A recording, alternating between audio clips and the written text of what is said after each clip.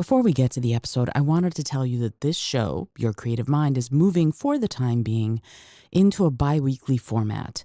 And once these current row of episodes runs out, I'm going to be talking much more in depth about how books, movies, theater, and TV can burst open your life and your own creativity, and much, much even more deeply into how we can do all of these kinds of creative things for ourselves. Also, if you started really liking the weekly contemplative card draw, that's moved over to my other brand new show called the This or Something Better podcast. I hope you'll check it out. I'm going to put the link to that in the show notes. And now, let's get on with the show. I think we call a lot of things communities that are actually people who have a shared identity or have a shared hobby, but they're not really a community. They don't have a shared investment in each other. They don't know each other. Hey there, and welcome to the Your Creative Mind podcast. I'm your host, Isolde Trachtenberg. Thank you so much for taking the time to listen. I really appreciate you being here and giving this show and the concepts that we're talking about with respect to creativity and mindfulness. And this week, a very special episode, and it's one you're not going to want to miss. My guest is Kitty Stryker, and Kitty has spent more than a decade shaping what it means to build a culture of consent in our personal, creative, and professional lives. She's the author and editor of several groundbreaking books on consent, activism, and sustainable ways of living and working. And in this episode, you're going to gain some practical tools for setting boundaries, for choosing your battles, and for creating collaborations rooted in deep respect. You're going to also hear strategies for pacing yourself so you don't burn out. And you know, I talk about that a lot, so I'm very excited we're going to be touching on that. And how to keep your creativity alive even when the world feels really heavy. Kitty's wisdom is going to give you fresh approaches you can apply to your own work and daily life right away. Kitty, thank you so much for being here. Welcome. Yeah, thank you so much for having me. I love that you are here because consent culture, even just the two words together, kind of make me go both ooh and huh, because it's something that is not talked about sort of mainstream that much. I know we had the Me Too movement, for example. I know we had a lot of things like that. But this, to me, when we talk about consent or consensus, in my mind, looking at it from a cultural standpoint and also looking at it from sort of group dynamics, it floors me, and I can't wait to talk about it with you. But I would love to sort of ask you first and foremost, what is it that brought you to focus on consent culture as the thing that you're really going to write about and get your message out there about? Yeah, I mean, well, first I should say I was raised by a second wave feminist. One of my first protests that I ever went to was a Take Back the Night rally in Ithaca, New York, which was, I think still goes on, a large rally for talking about issues of consent. And in that case, I think specifically sexual violence. Mm-hmm. So I was raised in an environment where that was something we talked about a lot. Mm-hmm. One of the things that I noted as I grew out of childhood into young adulthood is that a lot of the information I was reading and hearing in these spaces was about avoiding something bad, how to stop the bad thing. Mm-hmm. And I think that's great and important. Also, that doesn't leave a lot of space to be proactive. A lot of that is reactive. You Right. are stopping something from happening. So I started to ask, well, okay, but what are we moving towards? Like, what is our goal? And you know, I'm a dyed in the wool leftist. My mom was an anarchist as well. So like there was a lot of discussion in my household and in my community about what do we want to see happen? Mm-hmm. Like Mm-hmm. there's a lot of things that we have complaints about, but what do we want to see happen instead? And like how do we implement those things in some small way in our day-to-day interactions? And so I think it was kind of part of how I was raised, but I also noticed that there wasn't a lot of conversations about consent outside of sexual consent. Hmm. And even then, not as, I mean, there's a lot more of those conversations now.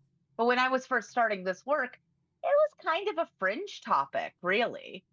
Um, and so I started to think about, well, what does consent culture mean, not only within intimate relationships, but also when it comes to the workplace, when Hmm. it comes to medical institutions, when it comes to the prison industrial complex? How do we ascertain who gets to consent to things? Um, I think that was very informed by my interest and love of unions and workers' rights. So it's sort of like my leftist tendencies and my feminist upbringing sort of melded together Hmm. to inspire me to write about consent culture and to not offer, I don't know, like answers per se, but to ask questions that would encourage people to come up with their own answers, if that makes sense. Oh, it makes perfect sense for sure. And that notion of sort of inspiring and inciting and exciting people to start wanting to come up with those answers is really important. And there's something that you said that kind of made me go, huh. And you said, who gets to give consent? And I went, okay. Hmm. And what does it mean when you give consent? And B, how do we, stepping back a little bit, go, but wait a minute, how do we as a society, as a culture, make room for a person to give consent or not give consent? Because even if you don't give your consent, sometimes the other person or the other people don't give a crap that you haven't given your consent, and they will Right. bulldoze right over you. So what are your thoughts on sort of the greater conversation there, as far as not just giving consent, but making an environment, creating an environment where everyone is interested in making sure that consent is even possible? I think that is about being very conscientious about how you form communities Mm. and being very honest about whether a group that you are in is a community, which means has a shared investment in each other, versus being a collection of people who have a shared interest. I think we Mm. call a lot of things communities that are actually people who have a shared identity or have a shared hobby, but they're not really a community. They don't have a shared investment in each other. They don't know each other. I'm doing a lot of community building in my neighborhood right now, wherein one of the first steps is getting to know who my neighbors are. Mm. And I think that on a wider scale, this pushes back against the individualism of American culture in particular, also against capitalism, where there is this, one of the things I try to keep in mind, I guess, is that like we're all raised in a society that tells us all the time that we should just push for what we want, and that doing that is a good thing. And like honestly, we are rewarded for it sometimes when it comes to things like the workplace. I remember there being studies about how like women don't tend to get as many promotions because they don't ask for them, Sure. and men get them because they ask for them or even demand them. And I think that there's a thing that I've been grappling with, which is that I do think it's important to advocate for yourselves, but I also think that the way America has framed advocating for yourself is very individualistic. It's very push someone down to get yourself up. It's very competitive. And as someone who is raised as a pagan anarchist, I'm like, well, why? Why can't it be cooperation? Why can't we all raise each other up? Isn't isn't that better? Like, how does it help me ultimately to push somebody else down? That feels very counterintuitive to me. So, yeah, I think that we're not raised to treat consent as a center pillar of our interactions. We're raised to hold individualism as the most important thing. And I do think individualism is important as well. I just don't think that it has to come at the expense of community. Well, I certainly hope you're right. I mean, that's Yeah, that's my theory. I don't know. I mean that, but here's the thing. Like, I'm listening to you and I'm like, yeah, first of all, pagan anarchist, I love. That is awesome. Uh and the thing about it is, for me, is that as I'm listening to you, in the back of my mind I'm sort of going, rah rah rah, that's great. And I should say, the thing that kind of sort of sits with me about it is that I don't actually know from my research whether or not you're talking to other adults or whether or not you're in schools and teaching kids, but it seems to me teaching that kind of consent and community culture can start when people are very young, when they're Yeah. first starting to figure out sort of their group dynamics in preschool, in kindergarten. And so I guess if you had to sort of distill consent culture down to, first of all, treat me like I'm a 5-year-old, what does it mean if you were talking to a bunch of 5-year-olds about developing an actual community that's based in consent culture? If I can't say if I can't say no, then my yes doesn't mean anything, is how I communicate it as succinctly as possible. The idea being, if I feel for some reason that no is not an option, then my yes is inherently coerced. And it can be coerced by an external force, it can be coerced by my own internal process. It doesn't have to be something that someone is doing to me. In fact, I think more often than not, we coerce ourselves. I Um, agree. but I do think that, yeah, even just using that as a beginning framework, because I mean, that's very simplistic, right? Like, all of these things have a lot of nuance. There are things that 5-year-olds are going to be expected to do, no matter how much you want to run into the road when a car's coming, you're not allowed to, you Right. know, like, because you don't understand the rippling implications of what that action results in. Um, I think what is complicated is there are many things, including with adults. I think the pandemic really showed us this with mask wearing, where it's like, I understand people's desire to simplify consent as my body, my choice. And there is a way in which that is true and pithy. However, when your body, your choice impacts other people, is it still true? I don't know. I think that's a very complicated thing. I I guess my anarchist heart would like to see that you, like, a world in which you don't have to have a government mandate to get people to wear masks because people want to wear them for the sake of each other. However, when you're in a world that is very individualistic, is very much about this sort of pushing your idea onto somebody else in order to get ahead, in order to get funding, in order to get a promotion, in order to be seen. I think it's complicated. I think it's really hard to simplify it. And so I do write for teens mostly, but I also write for adults.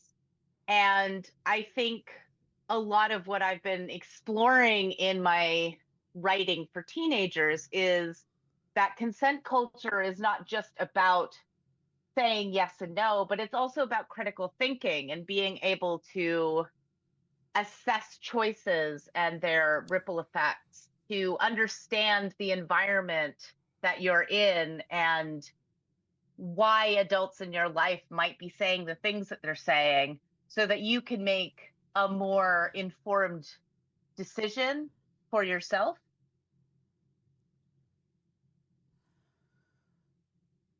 Yeah, it's Yeah, it's a no, lot.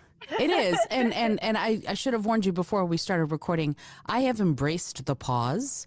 In other words, I'm sort of listening deeply and synthesizing what you're saying instead. I am still here. I'm just really thinking about it. I always have to check. Yeah, no, I get it. Yeah, it's so interesting because I'm listening to you and I'm going, okay, there, for example, with I'm an adult and I still wear, every time I go on a subway train, I'm still wearing a mask. COVID, not COVID, doesn't matter. For me, I have scent allergies. So people come on there, for example, and Oh, they yeah. have, they've just been smoking, and that will, I have to carry an EpiPen now because my allergies are getting so bad if I smell cigarette smoke or cologne or whatever. So for me, and I've had people, usually tourists in New York City, go, "What are you doing?" And make the Mhm. sheep noises and whatever. And what's interesting to me is that New Yorkers don't.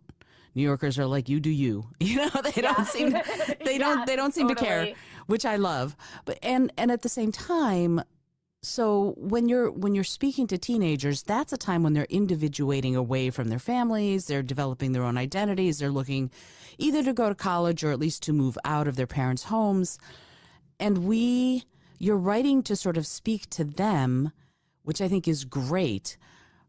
At the same time, they are becoming sort of more individualistic just by the virtue of growing up. How do you reconcile wanting to help them understand community and empathy, which is, I know, a problematic word, which it shouldn't be, but it is.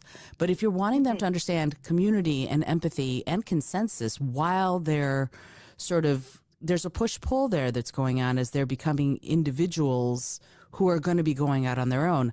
How do you reconcile those when you're writing to teens, and what messaging are you using to get them to see that both sides have validity?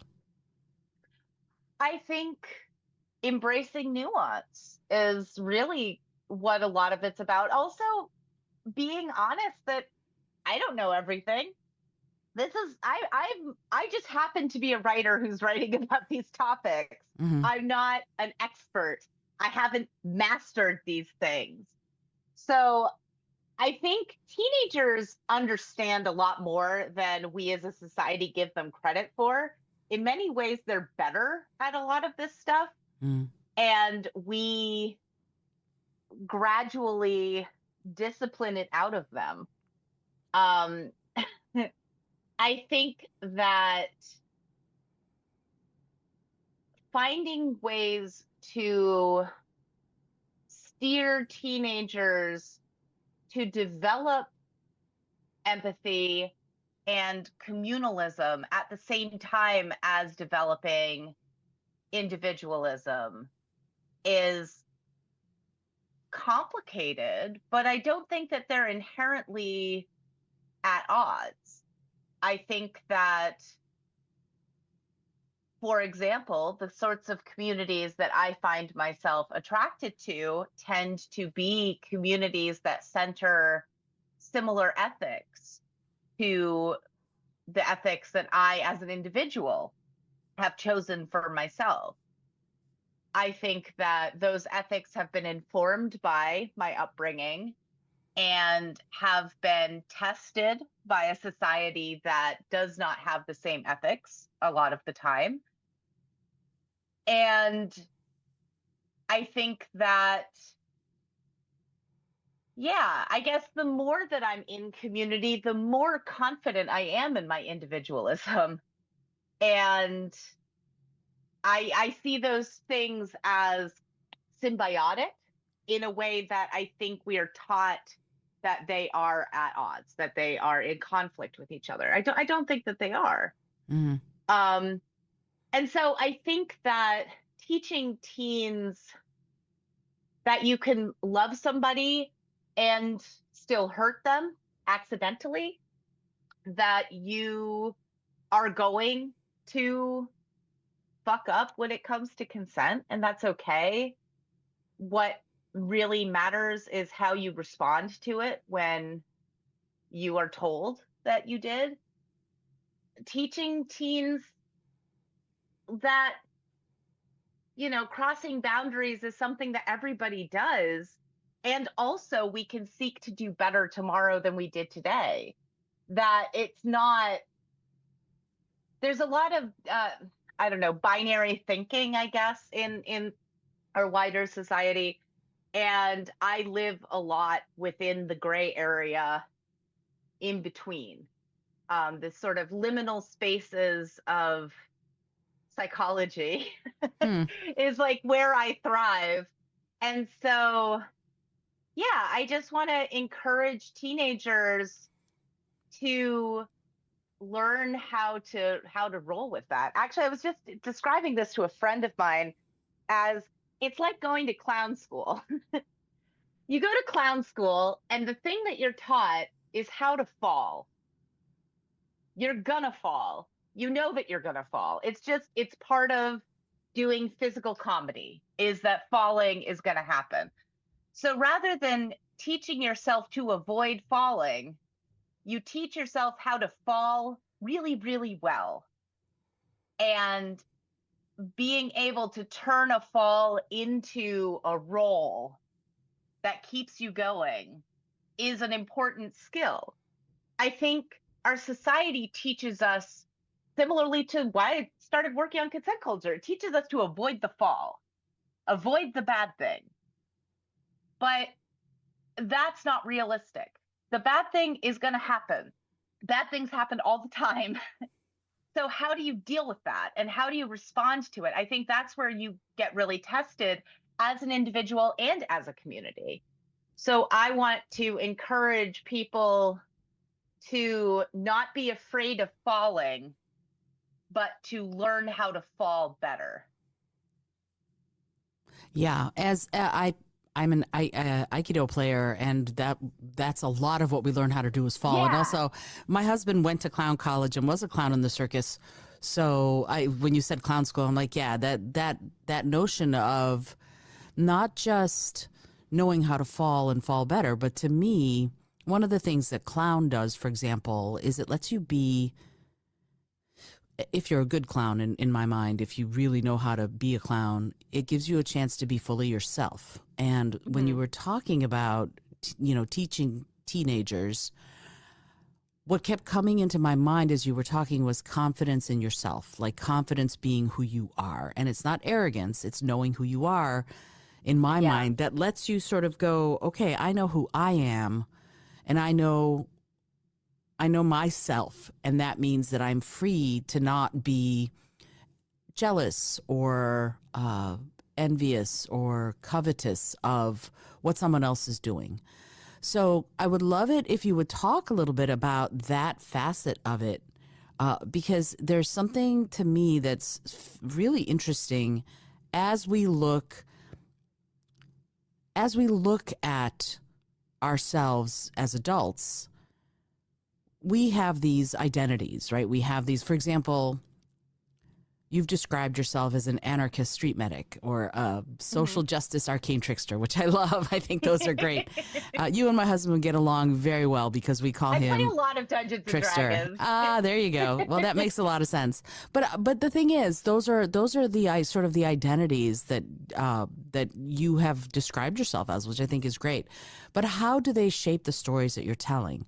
And more importantly, what's one lesson from that, sort of those identities, that you wish every person who is creative, who's trying to put work out into the world, art out into the world, from within that idea of consent culture, what is something you wish that they had available to them with respect to consent culture? Ooh, yeah. I mean, well, a couple of things. come to mind.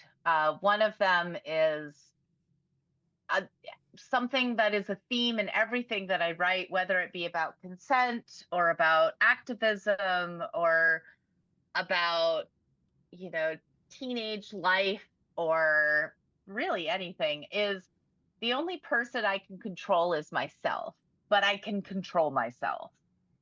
And I think that's a very, again, it's a simplification, but it's a very anarchist way of thinking where I cannot control what other people do and I'm not going to try.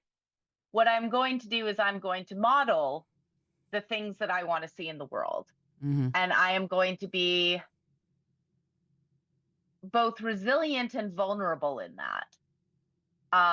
Anything that I've written, you can see that, I think, in that I often write nonfiction, but I like to write nonfiction very clearly and upfront as my own perspective and lessons that I've learned, things that I have messed up on and how I've learned from them along the way, things that I've changed my mind about. This is part of why I don't like to identify as an expert, because I think I'm in a state of constant learning and I'm constantly changing my mind about things that I thought even 20 years ago. Um, and I think that's great. I think that's a part of growth. I think we're often encouraged by social media, by binary thinking, to see that changing of your mind as wishy-washy. But again, I don't think it has to be. I think Sure. it can be genuine, you know, like I think we're just so primed to expect that everybody is grifting that any indication that somebody is not doing the same thing they've always done is like cause for distrust. And I do get it. There are a lot of grifters in the world. It's a successful strategy. It works really well for people, Mm. unfortunately. But I also think that I have learned not to spend a lot of time worrying about what the other guy is doing. I am focused on what I want to see in my community, being the kind of community member I want other community members to be, being compassionate and gentle while also being firm and not a pushover. Um, I think another thing that came up for me, I've just been writing my fifth book, which is going to be called A Good Kid's Guide to Rebellion. And the idea of this book is for teens who have grown up in high control households, whether that be religious households or first generation immigrants or, you know, just parents who are kind of authoritarian or traditional in their outlook. I want to help these teens learn critical thinking skills and how to how to define themselves as an individual.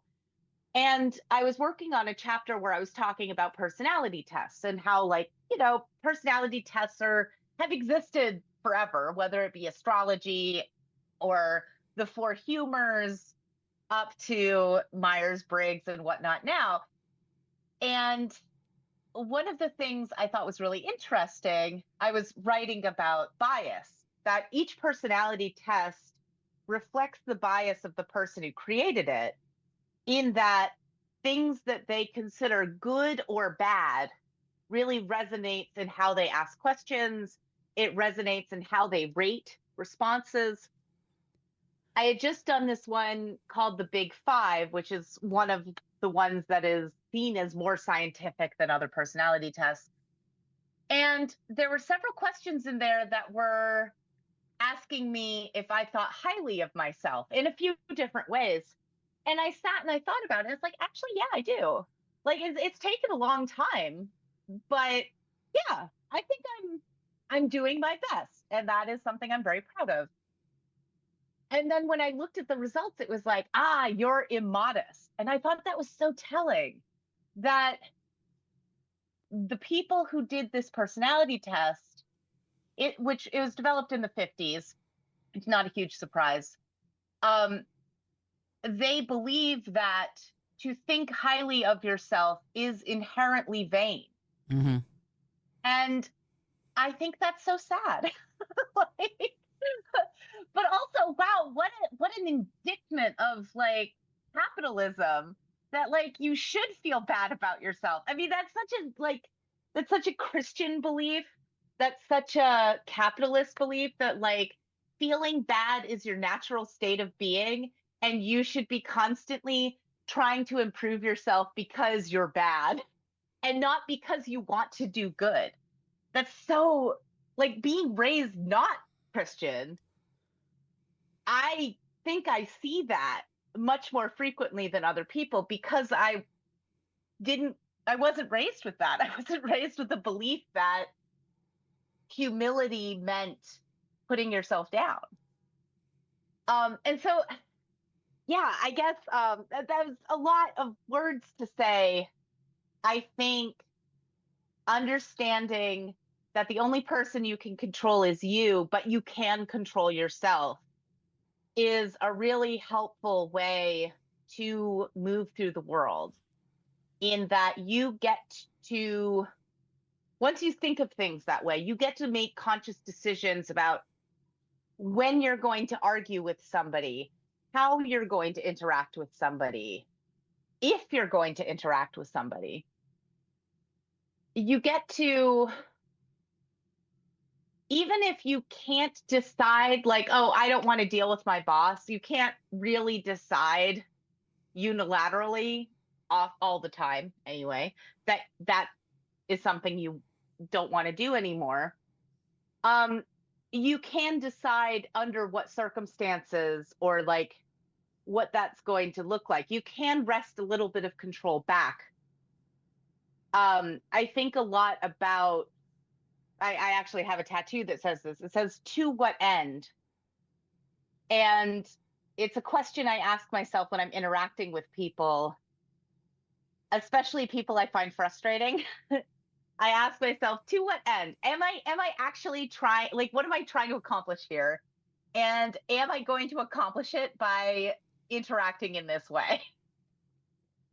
And the amount of times I've deleted Facebook comments thanks to that tattoo has been really helpful, because like it's it's not about controlling other people. It's about recognizing that I get to make choices. And sometimes my choice is to just walk away, and that's okay. You know, For sure. sometimes my choice is to pursue something that other people think is crazy or a bad idea. Like, I mean, honestly, like deciding to abandon, but I had a social media marketing career that I was trying to get off the ground, and I abandoned that to be a writer. It was a lot less stable, but I'm so much happier. And I'm so glad that I trusted my gut there and recognized that it would be difficult, but also that it would make me happier in the long run. Um, so yeah, I guess the other thing that I think I would point out, because I feel like when you say something like the only person you can control is you, but you can't control yourself, like that isn't to say that there aren't institutional oppressions that impact all of us in various ways, some people far more than others. And that kind of coercion or even straight up violation of consent happens as well. And we can't,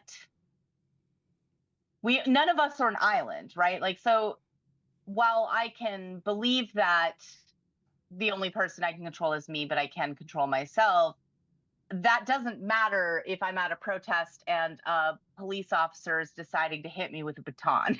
You know, like, Right. But I can decide when I go to that protest is that something I am willing to risk? And to what end? How am I going to strategize around that? For example, oftentimes when I go to a protest, I dress in pastel colors. And it is a sort of weird psyop in that I know that right-wing men and police officers are going to hesitate to attack me as a medic if I am dressed like a My Little Pony. The optics of that is bad. And so there is some part in their lizard brain that goes, I'm hitting a girl, and there are going to be people taking photos of it. While if I dress in all black, even though that is a great strategy for a lot of things, personally, if I dress in all black, I'm putting myself more at risk for that kind of state violence. And so that's a way where I am making a decision in advance for how I'm going to interact in this space, if that makes sense. So there's like individualism and community and understanding how communities work. Yeah, I mean, I'm listening to you and I'm going, yeah, it's very smart and you're strategizing brilliantly, and yet, you've built that awareness, and we haven't really talked Yeah. about how you've built that awareness of what you can do in those kinds of situations as someone who has been pepper sprayed and who has been hit with batons at protests. We were protesting the policy of the World Bank 20 some odd years ago, and the police surrounded us, and they did this weird ho ho ho dance. They're like, they've got their shields, they've got their batons, and they're kind of sort of lockstepping this ho ho ho thing, and they corralled us basically, and then they pepper sprayed us, and we had all our permits. We were singing about world peace, literally singing about world peace with Starhawk. She was there. If you're a pagan, you know who she is. Anyway, I was her driver that day. That was super fun. But anyway, what's interesting to me in that moment is the thing that you said about that sort of preparedness, if you will, that there is individuality, there is community, but there's also knowing how you are prepared or not prepared to interact within that community at that time. And a lot of people have a lot of, I think, shoulds and a lot of self-judgment about that, about their work, about their activism. I would love to ask you, like, what is a piece of advice that you would give to someone who is going through that process of figuring out what they are capable of, what they are willing to do, to help them make that shift away from self-judgment and away from perhaps even endangering themselves? Yeah, I mean, I want to sort of give a two-tiered answer. One where I want to talk about it as it pertains to just writing.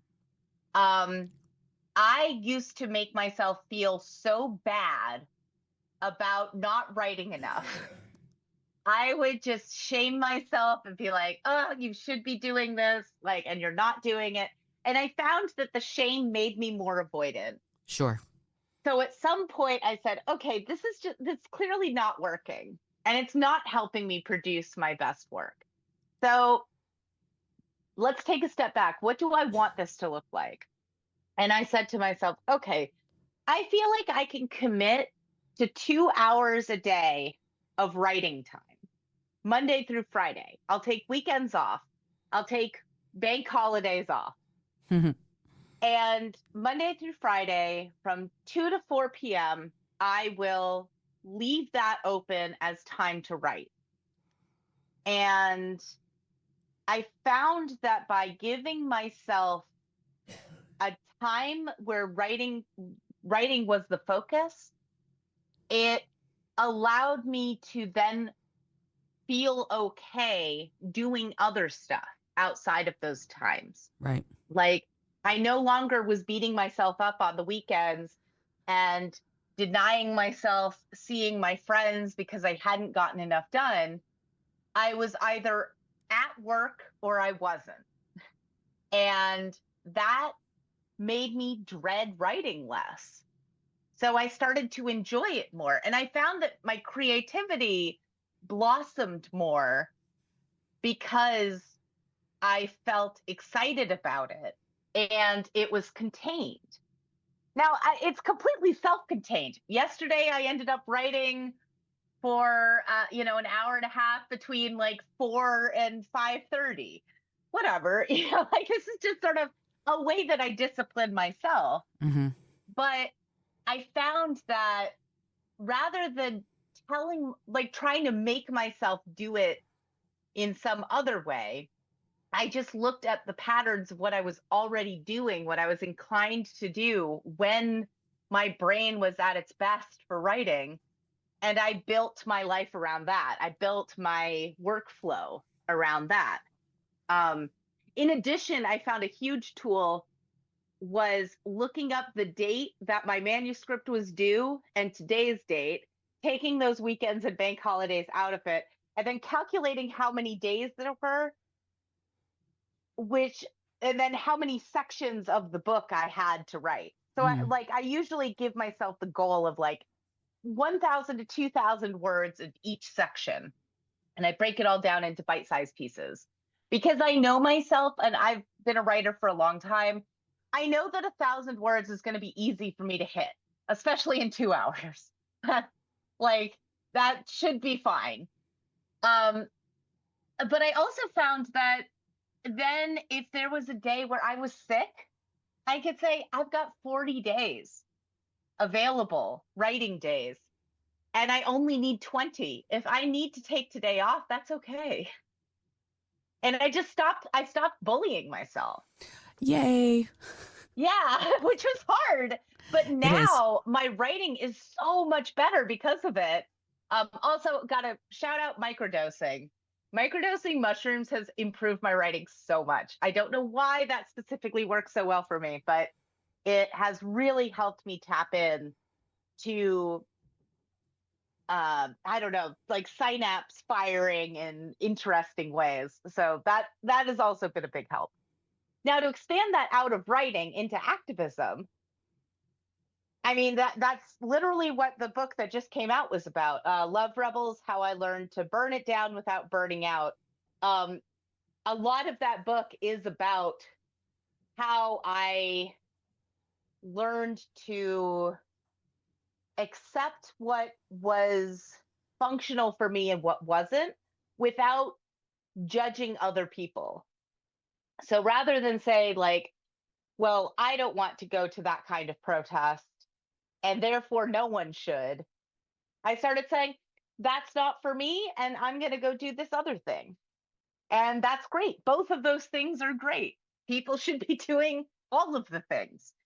Um, so like allowing myself to follow my heart, I guess. And I found that the kinds of activism that really charge me up and make me feel good are doing back end organizing, where I help organizing groups think about mission statements and accountability processes and best practices for the activism that they're doing, for their operational security. Um, that is something my brain enjoys doing and is easy for me to do. As somebody who's physically disabled, that is a lot easier for me to do than going to a protest. I physically can't do that very often anymore. So rather than feel bad about it and be like, I'm not a good activist, I started saying, well, but look at all of these other things I can contribute.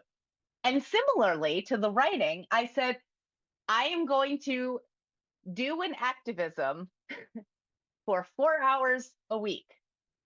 Now, that could be going to a meeting, that could be, tabling somewhere, that could be outreach, that could be doing an ice patrol. But by limiting it to 4 hours, I allowed myself to be consistent about the ways I show up, but I also allowed myself time off where I was not doing activism. Before I started implementing this, I felt like I was on call from the minute I woke up until I went to sleep. And it was exhausting. Like it was not sustainable in any way. And my mental health suffered, which meant I was less effective as an activist as well. So by creating this discipline for myself, which is something I personally thrive under, that's not going to be everyone's strategy, but it's worked well for me. I have been able to be more present as an activist and enjoy being an activist, to feel empowered by it rather than feeling punished by it. Um, so I guess I would say, if I was going to melt that down into some advice, think about what you're already doing and how you can improve on that rather than trying to. This is an ADHD tip. Like, if you're looking to organize as an ADHD person, like organize your life and your home, it's often recommended, like, how do you store things already and how can you just do that a little bit better? And I feel like that is so much more workable than trying to completely revamp everything. um it's a lot less overwhelming. Sure. And I think small incremental steps and then you adapt to each incremental step is what makes the world go Yeah, round. You know, sometimes absolutely. my husband is neurodivergent. I'm not, but it's interesting in listening to you. I'm like, yeah, that's what we talk a lot about. For me too. I can do radical revolutionary changes and then have to, and I am an immigrant. I'm not a first generation immigrant. I was born in another country and came Hmm. into this culture and sort of got thrown into the deep end because there were no resources, for example, for me to have any kind of a soft landing. So I was just thrown into Hmm. things and told to sink or swim. And so I developed this ability to go, well, wherever I find myself, I'm going to figure it out. But it does take its toll. And what I Yeah. have found recently over the last few years is that making those small incremental changes, getting used to them, adapting to them as the new normal, if you will, and then moving on and making more changes when I'm ready seems to work really well. Now, what you said about writing, this notion of I'm only going to spend 2 hours a day and I'm going to be okay with those limits is, Hmm. I love that so much. And to sort of add to that a little bit, what I'm thinking of is what I do for myself is I do by words, I don't do time, and I do 2,000 a day. And if I'm cooking and I get past 2,000, I'm like, great, I'm going to go on, right? And Yeah. so if that's, you know, if I'm not seeing a client or if I don't have a podcast interview scheduled or whatever, and I can go on, then I do that. But what's interesting to me is that we sort of have to choose our battles and which ones Yeah. we're going to sort of focus on. And I would love it if you could share something about when you've made that decision and that was actually the most powerful and creative choice you could make. Yeah. I think that I remind myself a lot that perfect is the enemy of done. Ah, yes. And that applies to everything. That applies to my activism and my writing. I'm very lucky to have a publisher who assigns me a very good editor. So I am given a lot of space to just write and to just feel the feelings and just put it all down. And then I have an editor who says, that's cool. That doesn't make any sense. Or like, this just came out of fucking nowhere. And like sort of helps corral me into making it a narrative that makes sense to other people who aren't in my brain. Um, so I mean, I guess one of the things is just just doing it, not worrying about if it's perfect, just doing it. Hmm. And later you can go back and tweak. But even then, like at some point, you just have to say, you know what? I think this is good enough. I think I think this is fine. And one of the ways that I helped myself accept that is that I actively encourage people to review my books very honestly, especially my friends. And I remind them that by telling me where I slipped up or an aspect that I missed, it helps me make the next book better. For sure. And I think that by communicating that to people, they don't feel like they're hurting my feelings Hmm. by being critical. And I don't let my feelings be hurt as much as possible. I mean, sometimes I feel like you completely misunderstood this thing. That's usually a stranger. That's usually a stranger who's probably not even commenting in good faith. And I've had to accept that as well, that is just the nature of being a public person who writes, is that there are going to be people who are just angry that I'm a leftist, or angry that I'm a feminist, or angry that I'm queer, whatever. And I'm not going to write anything that's going to please them. So I'm not going to try. Um, but in general, um, being excited to hear feedback as an opportunity for me to make this thing I care about even better and reach more people. Sure. Um, I think that is a lesson I learned in my work with consent culture. Learning that crossing a boundary is an opportunity for me, like being told I crossed a boundary is an opportunity for me to improve and grow and to take ownership, and that should not be scary. That should be hopeful. That don't I want to hurt people less? Of course. Why wouldn't I want that feedback? I want to be somebody that people feel comfortable giving feedback, because that feedback helps me improve as a person. Um, so I guess like a lot of the practices I have are about reframing things away from the sort of competitive, shaming, disciplinary nature of white American culture into a more community focused, we're here to make everyone grow in the best way possible focus. Absolutely. That makes so much sense. And it's interesting to me to hear you say that, because, and I used interesting a lot. You interest me. Kitty, you do. Well, thank Because I'm you. like, oh, that was fascinating. Yeah. And what I love about this notion of feedback is you have to know what you want, right? You have to Yeah. know yourself, sure, certainly. And you have to know what you want. And in the writers group I run or facilitate, I will say, that's something that everyone is required to do before they get feedback. They have to say what kind of feedback they want, because sometimes you just want Yes. support. Sometimes you're like, you know what? I just need positive only. I'm not ready to hear anything right now that challenges what I'm doing, because I'm still in the process of creating it. And sometimes, and I do this a lot, I'm like, okay, tear it apart. I'm at that point. Figure out what everything that confuses you, everything that doesn't work. And so I really appreciate your words on that. Kitty, I could keep you here for another like 6 hours, because I have so many more questions. Maybe you'll come back at some point. Maybe when Yeah, this that'd be next book great. comes out, it would be great to have you. But I would love it if somebody wants to know more about who you are and the work that you're doing. Where can they find you on socials, your website, please? I'd love it if you'd say, I am going to put it in the show notes, just if you're listening to this, just so you know. I always put them in the show notes, but I know people learn differently. Some like to see it, some like to hear it. So if you could say where someone could find you if they want to find out more about the work that you're doing, I would appreciate it. Sure. My website is kittystryker.com. That's KITTYSTRYKER. Um, I have not updated it in a while, but that is where you could find links to other stuff that I've been working on and writing.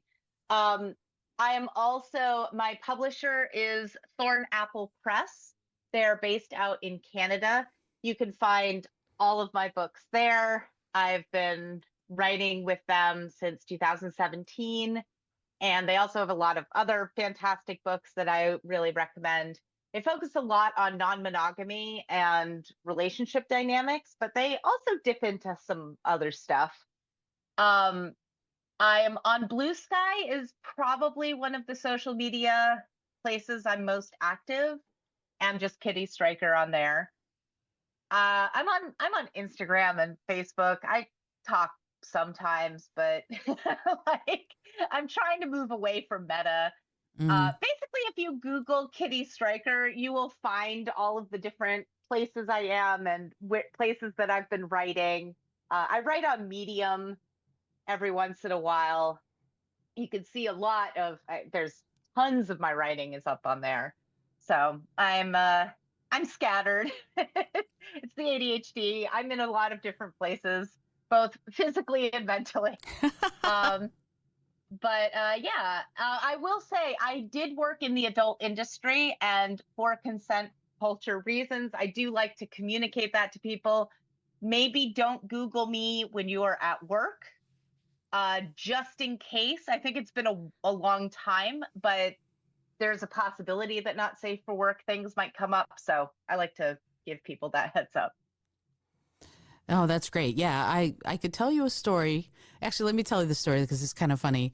But I used to work at NASA doing environmental education many years ago, and my friend Oh, hell Andrew yeah. Lippa, yeah, it was great. It was great gig. And I am also friends with Andrew Lippa, who's a phenomenal composer and lyricist, and he wrote the book, the music and lyrics to the Addams Family musical. And Oh, he heck yeah. also, yeah, he's great. And he also wrote a musical based on a 1928 poem called The Wild Party. And back in the early 90s, when search engines first came out, I was at NASA and I was like, oh my God, you guys, this is so amazing. My friend Andrew wrote this musical. And I think it was Alta Vista, I searched for The Wild Party. I didn't say The Wild Party musical. I said The Wild Party. And the images and things that came up were just extraordinarily not safe for work. And this was at a Uh-huh. government website. It was not good. So I very much appreciate Yeah. you mentioning that because I mean nowadays there are a lot of controls on that sort of thing as far as the server won't let it through. Back then it was the Wild West, if you will, and Yeah. it came through and I got a visit from the Unix sysadmins going, we're going to assume that was in error. And I was like, I was searching for the musical that my friend Andrew wrote. It had nothing to do with, but I had not put musical down, and that changed. It Yeah. changed I mean, what came up. I'll be honest. When I was working in offices, I straight up looked at not safe for work material on occasion. Like, office life is boring. I have Ah, no judgment yes. on that. Do whatever. But yeah, it's important to know that so Right. that you know the potential for disciplinary action. Sure. And it's about, again, informed consent, right? Informed consent. Yep. We, if someone decides to Google you, they know now potentially what they'll be getting, and that I think Right. that's great because then you're making your decisions knowing the information, and that's all that we can ask for. I think that's great.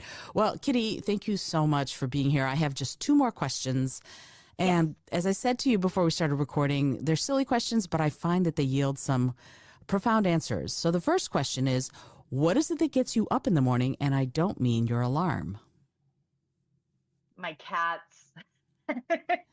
I say that they're very well behaved. My cats regularly let me sleep until 11 in the morning. They do not get me up early at all. Um, but they do like to sit on my chest. Right. I have a CPAP, and so thankfully I can still breathe even if I have a cat back up against my nose. But Right. yeah, it's usually them. Yeah, my one of our cats is over 22, over 23 pounds, and he sleeps Oh, on my husband. And for some reason, it doesn't bother Rich. He can still breathe. And the other two cats are usually in the crooks of my knees or on my pillow. So I totally understand. yep.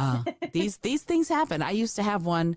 One of my first cats, many in the 1980s, when he was a kitten, he would put his body around my head and stick his purring snout into my ear, and that's how we slept. So I would have like a sound Aw, machine before I sound love machines existed. that. Yeah, he was a great kitty. He was pink beige. He literally, that was his color. He was pink beige. He was Aw. a very phenomenal kitty. Anyway, but I could keep talking about my cats, or I could ask you this last question. And the last question is, if you had an airplane, environmentally friendly, of course, that could skywrite anything for the whole world to see, what would you say? It's okay to not be okay. I think a lot of people need to hear that, Mm, maybe now more than ever.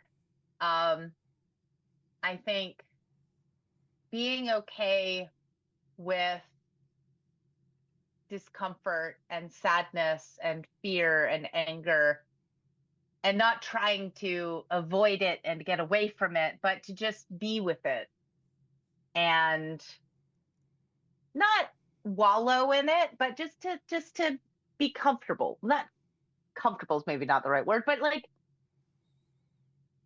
serene with it.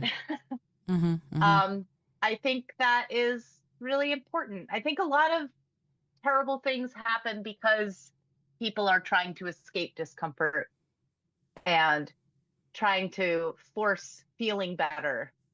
And sometimes it's okay to not be okay. Yeah, we have to forgive ourselves a lot of that sort of thing, you know, because we should all over ourselves, and we often keep pushing through. That's what I learned when I was a kid was push through no matter how not okay you Yeah. are, because nobody cares if you're not okay. And the problem is that we internalize that. So I Yep. really appreciate you saying that. It's very important for us to hear it and to also take it in. You know, if you're listening to this, Yeah. I encourage you, breathe that in, that it's okay to not be okay. It's okay to have your feelings. It's okay to feel them. And it's also very okay to reach out for help if you need it. Please remember that always. If you need help, get help. And in fact, I'll put a few links to places where you can get help if you want them in the show notes as well, because that's an important part of this, is that if you're going to get into your feelings, you might discover some things that have been going on inside you that you need to talk about. Please remember that it's important to get the help if you need it. All right, cool. I just needed to say that. Kitty, thank you so much again for being here. This has been such a fun conversation. I look forward to having you back. Thank you. Alrighty. This is Isolde Trachtenberg for the Your Creative Mind podcast, reminding you, as always, to be curious, be creative, and most of all, be kind.